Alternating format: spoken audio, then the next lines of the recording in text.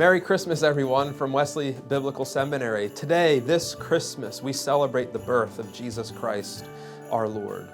We all know the story well. We know that Jesus wasn't born in the sort of context or place that our children are born today, in clean hospitals with clean floors and clean bed linens and nurses and doctors milling about and machines beeping and monitors monitoring mom's health both before, during, and after childbirth. This isn't the sort of location or place or milieu that Jesus was born. No, Jesus was born in a dirty, probably smelly stable with domesticated animals, with hay on the floor, with things like mangers laying about and shepherds nearby in fields. Very, very far removed from the sort of environment that we would envision a baby to be born in.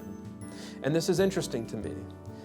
I'm reminded that if Jesus, the second person of the Trinity, the one who is co-equal and co-eternal and indivisibly united with the other two persons of the Trinity, with all the privileges of being God, gave all that up to be born in that kind of place, that tells me today that He is willing and able to be born in the midst of our life circumstances.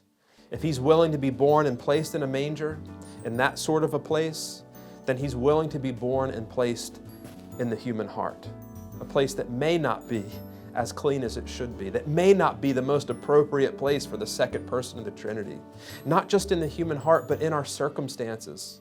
A lot of us, we wish that our circumstances were controlled and pure and clean and sterile like a hospital. But the reality is, as we know, that our circumstances aren't clean. There's messes all around us, relationships, situations, what's going on in the public sphere.